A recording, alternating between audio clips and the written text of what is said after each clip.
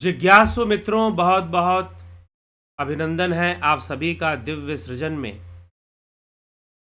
प्रत्येक दिवस की भांति आज फिर हम यहाँ पर यह लाइव चर्चा का कार्यक्रम शुरू कर रहे हैं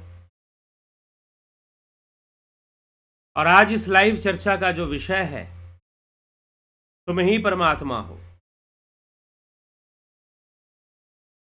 तो कल हमने पंचम अध्याय तेजो बिंदु उपनिषद के पंचम अध्याय से कुछ बातें सुनी, समझी। ब्रह्मा विष्णु महेश रुद्र संहारक यह सब मिथ्या है। मयम तुभ्यम मयेत यादि तत्सर्वं विततं भवेत रक्षको विष्णुरित्यादि ब्रह्मा सृष्टेस्तु कारणम संहारे रुद्र इत्येव सर्वं मिथ्येति निश्शनु।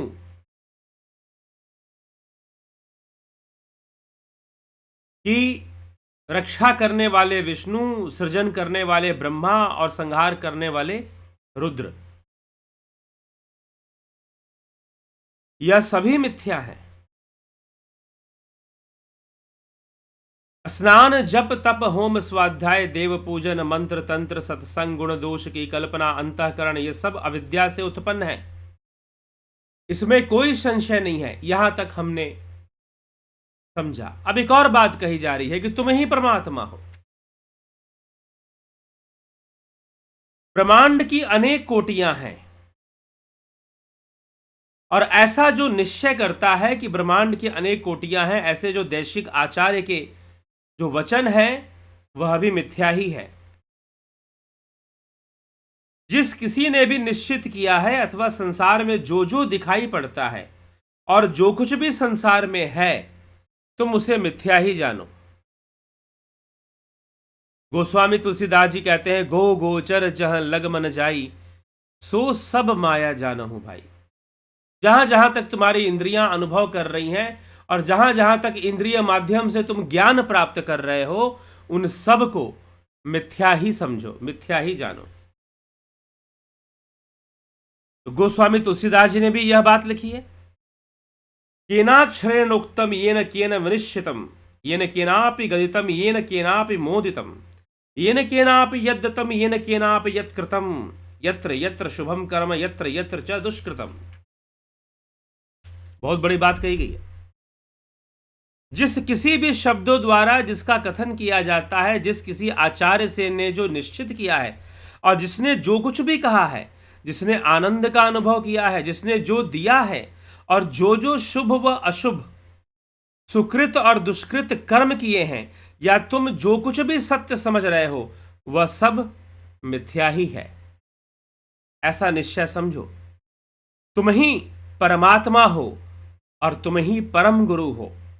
यदत करोषि सत्येन सर्वं मिथ्येति निश्शनु त्वमेव परमात्मा असि। तुम ही परमात्मा हो, त्वमेव परमात्मा असि, त्वमेव परमो गुरु। तुम ही तो हो परम, वह परमात्मा तुम ही हो, कोई दूसरा नहीं है। तुम्हारा वह मूल स्वरूप ही तो परमात्मा है, कोई दूसरा थोड़ी ना है। त्वमेव परमात्मा असि, इसलिए कहा गया, यह उपनिषद वाक्य, त्वमेव परमात्मा असि, तुम ही परमात्मा हो। त्वमेव आकाश रूपो असि, तुम ही आकाश रूप हो। त्वमेव आकाश रूपो असि साक्षी हीणो असि सर्वदा, तुम साक्षी से रहित हो। तुम ही सब भाव पदार्थों के रूप में प्रकट हो, क्योंकि साक्षी होना भी बंधन है। कुछ लोग कहते हैं ना कि हम इस संसार के प्रति दृष्टा भाव रखें, साक्षी भाव रखें, ठीक है, वो एक अभ्यास की प्रक्रिया में ठीक है, लेकिन वास्तव में इस दृष्टा संबंध का तो विच्छेद करना है। महर्षि पतंजलि ने योग सूत्र में इस दृष्टा दृश्य संबंध के विच्छेद की बात की है कि दृष्टा दृश्य, जब तक दृष्टा का संबंध दृश्य से है तब तक बंधन है, और जब दृष्टा अपने दृष्टा भाव को छोड़ देगा कि भाई मुझे इस त्रिगुणी प्रकृति में दृश्य दृष्टा भाव नहीं रखना है, वो छोड़ देगा, तो अपने आप वो अपने स्वरूप में जाके स्थित हो जाएगा। तो तुम ही आकाश रूप हो, तुम ही परमात्मा हो, तुम साक्षी से रहित हो, तुम ही सब भाव पदार्थों के रूप में प्रकट हो, तुम ब्रह्म हो, त्वमेव सर्वभावो असिम त्वम ब्रह्मासि न संशय।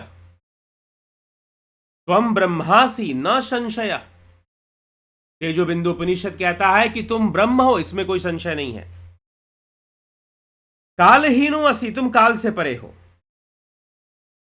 तुम कालहीन हो और तुम ही काल हो। कालहीनो असि कालो असि सदा ब्रह्मासि चिद्दना। तुम ही चित घन ब्रह्म तुम ही हो।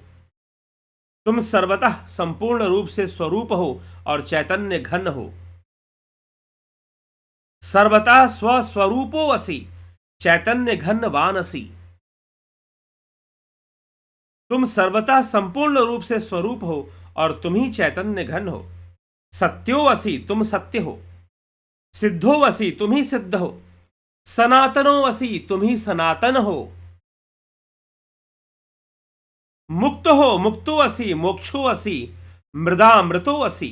तुम मोक्ष हो, तुम ही हर्ष हो और तुम ही अमृत हो। हे अमृत के अधिकारी गण, उठो जागो। उत्तिष्ठ जागृत प्राप्य वराणि बोधत। उठो जागो और बोध को प्राप्त हो जाओ। अमृतस्य पुत्रा उत्तिष्ठ जागृत। हे अमृत के पुत्र, उठो और जागो। तो शांत हो जाओ।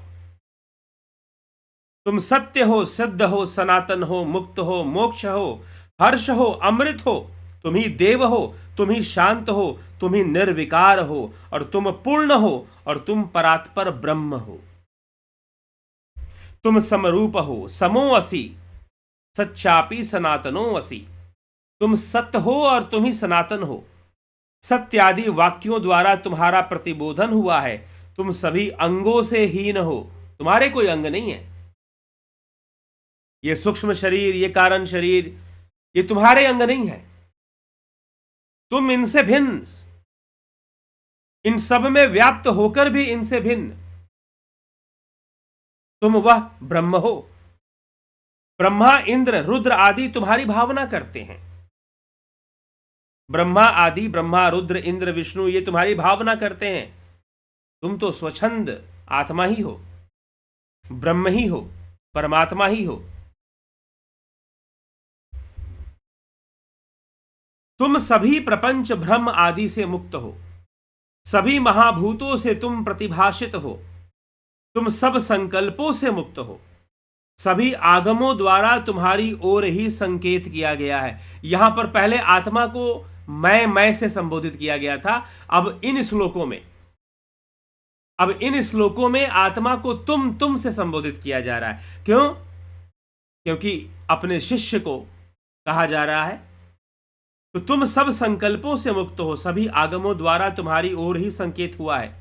तुम सर्वत्र संतोष और सुख से युक्त हो। सर्वत्रम संतोष सुखासनो वसी। तुम सर्वत्र संतोष और सुख से युक्त हो, गति आदि से मुक्त हो। लक्ष्य आदि भी तुम में नहीं है।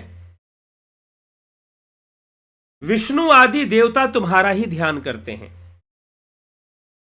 सर्वत्र लक्ष्यादि विवर्जितो असि ध्यायतो अशी विष्णवादि सुरैर जस्रम। ये जो विष्णु आदि देवता हैं तुम्हारा ही ध्यान करते हैं। तुम चिदाकार स्वरूप हो। तुम चिन्मात्र हो, निरंकुश हो, स्वयं में ही स्थित हो और सर्वशून्य निर्गुण हो। आत्मनेव स्थितो असि त्वम सर्वशून्यो असि निर्गुणः। चिदाकार स्वरूपो असि चिन्मात्रो असि निरंकुशः। तुम चिदाकार स्वरूप चिन्मात्र हो, निरंकुश हो, स्वयं में स्थित और सर्व शून्य निर्गुण हो। सर्वशून्यो असि निर्गुणः। आनंदो असि परो असि त्वमेक एवा द्वितीयकः। हे निदाघ, क्योंकि निदाघ ने यह प्रश्न किया है, तो हे निदाघ तुम आनंद स्वरूप हो, तुम पर हो, एकमात्र और अद्वितीय हो, चिदानंद रूप हो और परिपूर्ण स्वरूप हो। अब यहां पर क्या निदाघ किसी व्यक्ति को कहा जा रहा है? उस आत्मा को कहा जा रहा है। अगर कृष्ण कहते हैं कि मैं ये हूं, मैं वो हूं, तो कृष्ण अपने शरीर को नहीं कह रहे हैं, उस ब्रह्म, उस आत्मा को कह रहे हैं।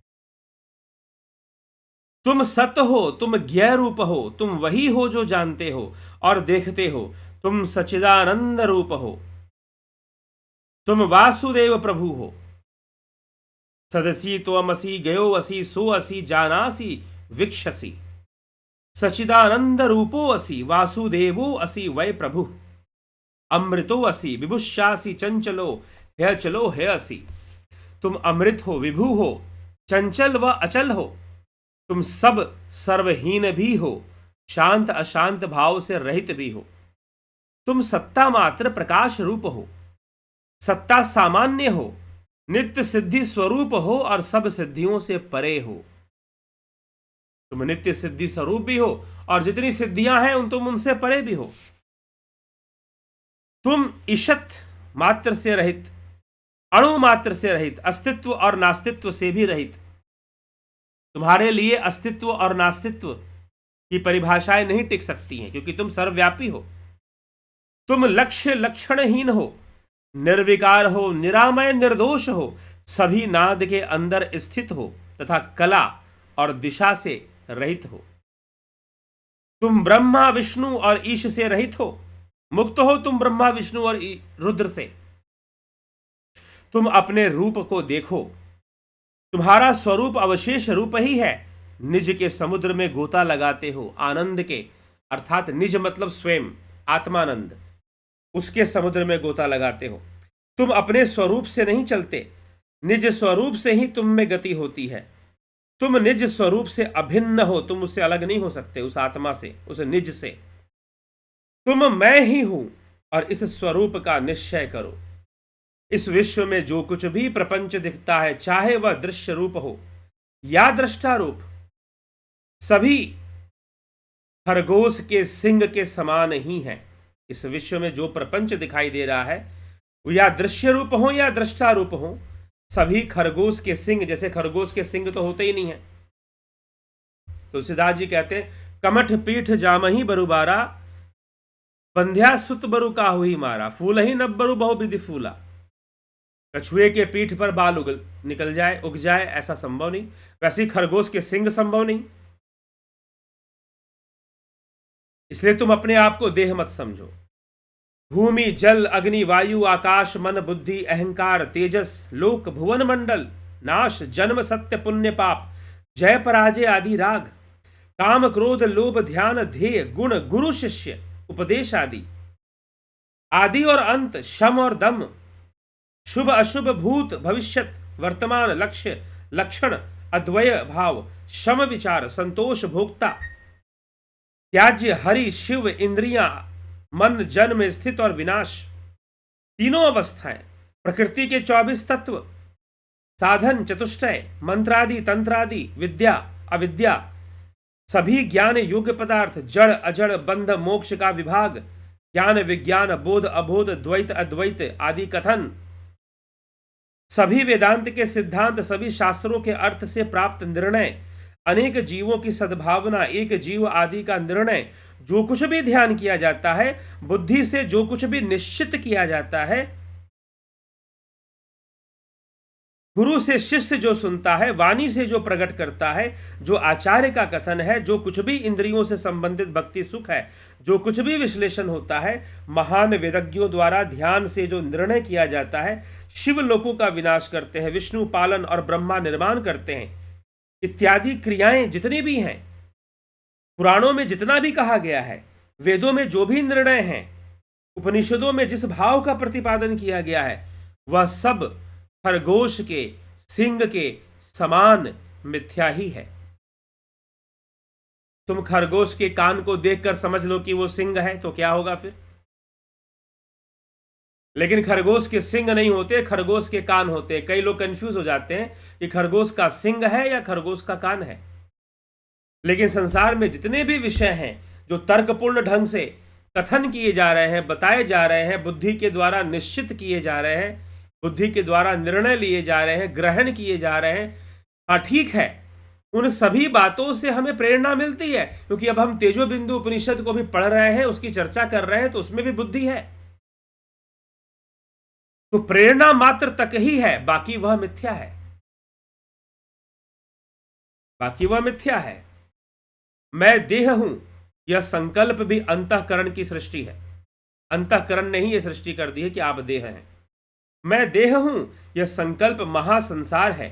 मैं देह हूं, यह संकल्प ही बंधन है। देहो अमिहति संकल्पो महत संसार उच्यते। देहो अहमिति संकल्पस्त द्वंद्वमिति चोच्यते। मैं देह हूं, यह संकल्प महासंसार है। मैं देह हूं, यह संकल्प बंधन है। मैं देह हूं, यह संकल्प दुख है। मैं देह हूं, यह भान नरक है। मैं देह हूं, इस संकल्प से जगत का बोध होता है। मैं देह हूं, इस संकल्प को ही हृदय की ग्रंथि कही जाती है। मतलब ग्रंथि मतलब बंधन, गांठ। मैं देह हूं, इसी को संकल्प, यह मैं देह हूं, इस संकल्प से जगत का बोध होता है। मैं देह हूं, इस संकल्प को ही हृदय की ग्रंथि कही जाती है। मैं देह हूं, यह संकल्प ही दुख का कारण है। और मैं देह हूं, यह भान ही नरक है।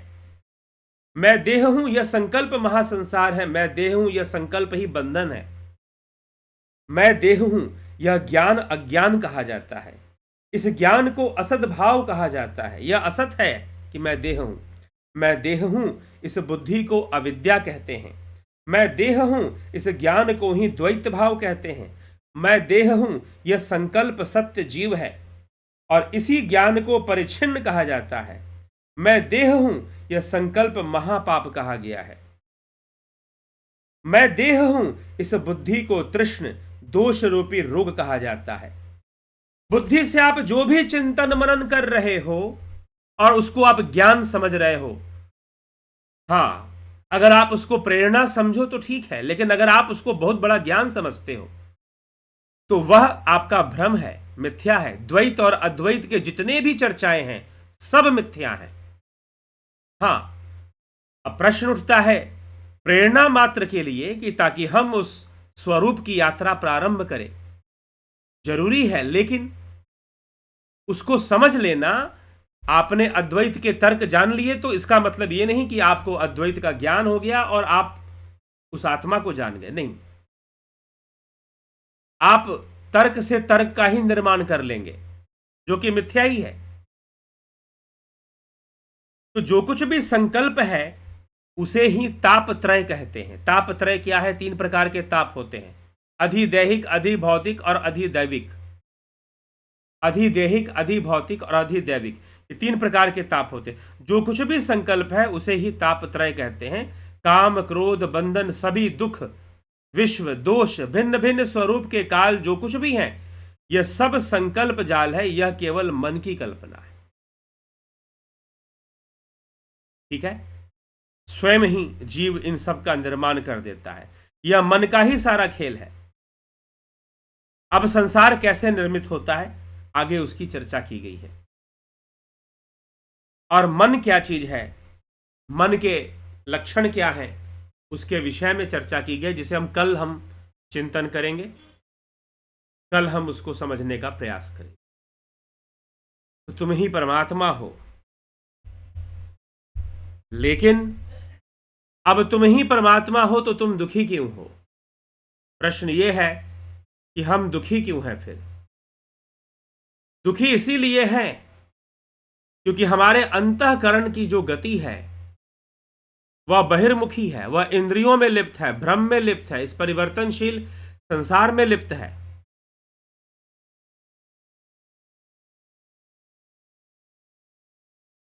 और इस कारण से अनेकों दुख उत्पन्न होते हैं।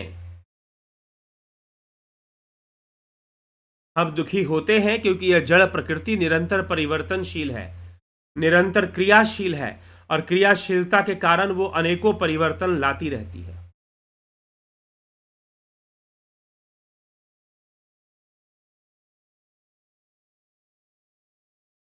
तो अनेकों परिवर्तन आते रहते हैं, अनेकों परिवर्तन। तो उस परिवर्तन को हम सत्य मान लेते हैं और हम आसक्त हो जाते हैं। परिवर्तन को सत्य ना मानकर, बल्कि जो चीजें हैं उनको हम सत्य मान लेते हैं। ठीक, तो हमें यह विचार करना है, इसे समझना है। चलिए, तो हम परमात्मा है। कब परमात्मा है? जब हम अपने मूल स्वरूप को जान लेते हैं, अपने मूल स्वरूप को स्थित हो जाते हैं। इसलिए यहां प्रेरणा देने के लिए कि भाई तुम इस यात्रा को प्रारंभ करो, स्वयं को जानने की यात्रा को प्रारंभ करो। प्रेरणा देने के लिए यहां पर पंचम अध्याय में, तेजो बिंदु उपनिषद के पंचम अध्याय में यह चर्चा की गई है।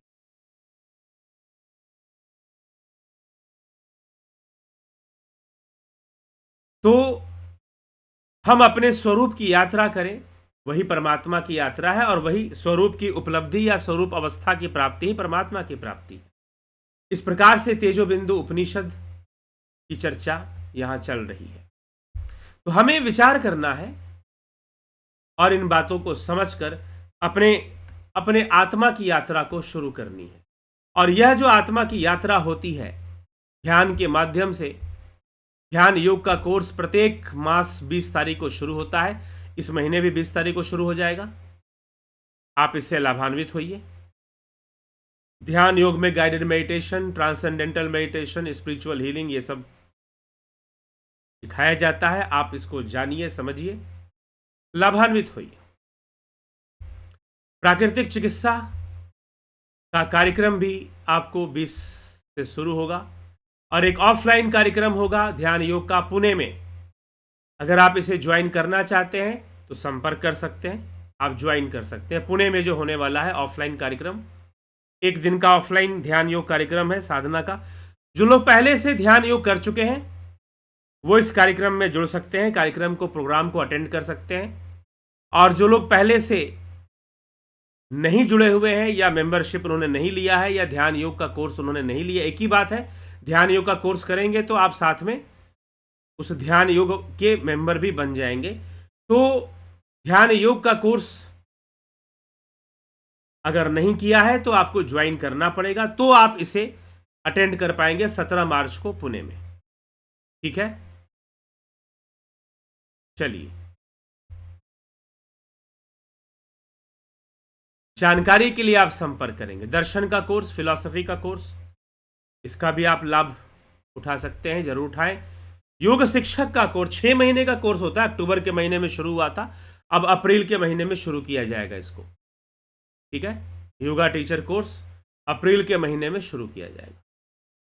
जो इसको करना चाहते हैं इसकी जानकारी ले सकते हैं। 6 महीने का 6th मंथ कोर्स है ये।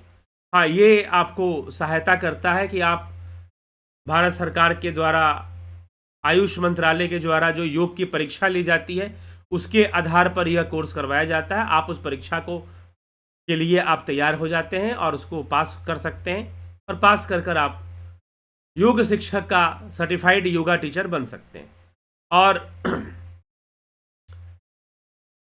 भविष्य में इस कार्य से जुड़ सकते हैं, योग क्षेत्र में अपना कार्य भी कर सकते हैं। ठीक है, किसी को एस्ट्रो काउंसलिंग या इस तरह की कंसल्टेंसी चाहिए, संपर्क कर सकते हैं।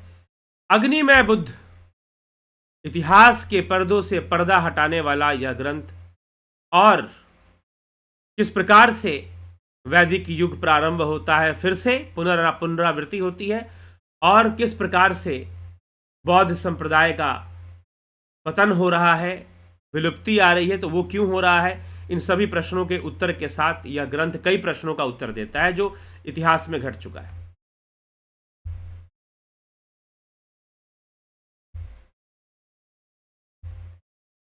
तो इस प्रकार से आप इन विषयों का लाभ उठा सकते हैं, और सभी विषयों की जानकारी के लिए आपको ग्रंथ चाहिए, अग्निमय बुद्ध पुस्तक, उसके लिए भी, साथ ही साथ सारे कोर्सेज ज्वाइन करने के लिए भी आप जो है इस नंबर पे संपर्क करें, 9661802459।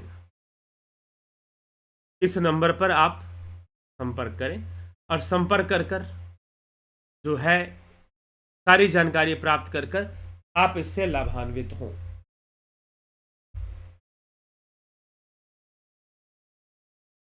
ठीक, तो चलिए आपके कमेंट्स को भी देख लेंगे। प्रभुदत्त शर्मा जी, बहुत अभिनंदन है। मनोज साई जी, सैन जी, जलाराम रायका, अमन कक्कर जी, नाथू सिंह जी, कनाई कुमार जी, गोविंद प्रसाद नीमा जी, राजू पाल जी, घनश्याम सारोदे, सृजनी महंता, हिम सुनार, गंभीर शाह जी, संतोष कुमार जी, योगेश खैरनर जी, जायसवाल जी, विनोद के सूद जी, मेहराम चौधरी, मंत्र तंत्र जी, लवकुश शर्मा जी, किशोर वैद्य जी, लवकुश जी, गुरुदेव अंगुलीमाल डाकू के बारे में बताएं। तो पहले भी कथा में हम कभी चर्चा, कथा का विषय है ये। अंगुलीमाल डाकू था, वो लोगों की हत्या कर कर उसकी उनकी अंगुलियां रख लिया करता था। तो बुद्ध जो है उस मार्ग से गुजर रहे थे, तो उसने सोचा कि बुद्ध की भी हत्या करेगा वो, लेकिन उसका था कि वो डराता था, पहले डर पैदा करता था, और बुद्ध बिल्कुल डरते नहीं थे। तो बड़ा हैरान था कि इनको डर क्यों नहीं लगता है अपनी मृत्यु को सामने देखकर। तो डर क्यों नहीं लगता है, तो उन्होंने फिर इसी बात पर पूछा कि तुम डरते क्यों नहीं हो। तो सारी कहानी बुद्ध ने सुना दी, फिर समझाना शुरू कर दिया, वहीं से चर्चा शुरू हो गई।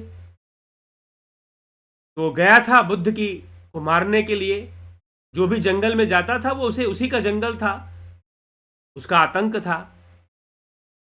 लेकिन उस अंगुलीमाल डाकू को बुद्ध ने अहिंसक भिक्षु बना दिया, उसका नाम अहिंसक भिक्षु हो गया, फिर अहिंसक बन गया वो।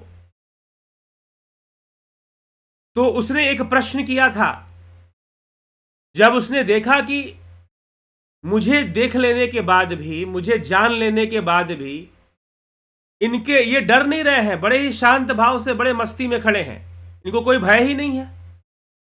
तो उसने यही प्रश्न पूछ दिया कि तुम्हें डर नहीं लगता क्या? मुझ जैसा खूंखार डाकू, हत्यारा, मुझे सामने देखकर भी तुम्हें भय नहीं लग रहा, तुम डर नहीं रहे हो? तो बुद्ध ने इसी पॉइंट पर, इसी बात पर बोलना शुरू किया। और फिर क्या था, जैसे जैसे बुद्ध बोलते गए और बुद्ध की वाणी से जो वाइब्रेशन निकल रही थी उनके ऑरा से, उसके मन में परिवर्तन आना शुरू हो गया और उसने सब कुछ छोड़कर बुद्ध के चरणों में शरण ले लिया और योगी बन गया, योग साधना के मार्ग पर लग गया। ठीक है, तो इस प्रकार से यह हमें समझना है। ठीक, तो इस पर आप विचार करें तो यही अंगुलीमाल डाकू की अब कहानी बहुत है। अंगुलीमाल डाकू के गुरु भी हुए थे, और फिर अंगुलीमाल डाकू किस राज्य में रहता था, राजा प्रसेनजीत कौशल राज्य उधर, और फिर ये कथाएं आती हैं। तो और भी उसके आगे की भी कहानी है, लेकिन मूल कहानी जो है वो इतनी ही है कि बुद्ध जो है उसके जंगल से गुजर रहे थे और उसने उनकी हत्या करने के लिए उनको घेर लिया, लेकिन देखा कि भाई इनको डर नहीं लगता, तो उसने प्रश्न पूछ दिया कि आपको डर क्यों नहीं लगता, तुम डरे क्यों नहीं हो? तो बुद्ध ने उसी का उत्तर देना शुरू कर दिया कि मैं क्यों नहीं डरता। और उसी उत्तर देने में अंगुलीमाल डाकू के अपने जीवन के सारे प्रश्नों के उत्तर मिल गए, और वो सब कुछ छोड़कर उनके चरणों में समर्पित हो गया। तो इस प्रकार से यह कथा है। चलिए, द्वैत ध्यान योग का कोर्स है, यह जो ध्यान योग का कोर्स है, इससे वह एक आंख खुल जाएगी। यह जो ध्यान योग का कोर्स है, इससे वह एक आंख खुल जाएगी, तो अद्वैत का साक्षात्कार होगा, फिर नहीं तो द्वैत में संसार चलता रहेगा। चलिए, विष्णुचंद्र मौर्य जी, बहुत बहुत अभिनंदन है, स्वागत है आपका। तो अभी इसी के साथ हम इस कार्यक्रम को विराम देंगे। कल फिर मिलेंगे 9 PM लाइव चर्चा में। आप सब ध्यान योग का कोर्स करना चाहते हैं, उस अद्वैत, उस आत्म स्वरूप को जानना चाहते हैं, सेल्फ में जाना चाहते हैं, जाइए अवश्य ध्यान योग के माध्यम से। लेकिन इस नंबर पे आप संपर्क करके सारी जानकारी प्राप्त करेंगे, चाहे आपको ध्यान योग का कोर्स करना है, चाहे प्राकृतिक चिकित्सा का, या फिर नेचुरोपैथी और दर्शन का, फिलॉसफी, और किसी प्रकार की कंसल्टेंसी आपको लेनी है, तो उसके लिए भी इस नंबर पर, या अग्निमय बुद्ध प्राप्त करना है तो इस नंबर पर आप संपर्क करें। ठीक, इसी के साथ मैं विचारों को विराम दूंगा। कल फिर मिलेंगे 9 PM लाइव चर्चा में। बहुत बहुत आभार आप सभी का। ओम तत्सत।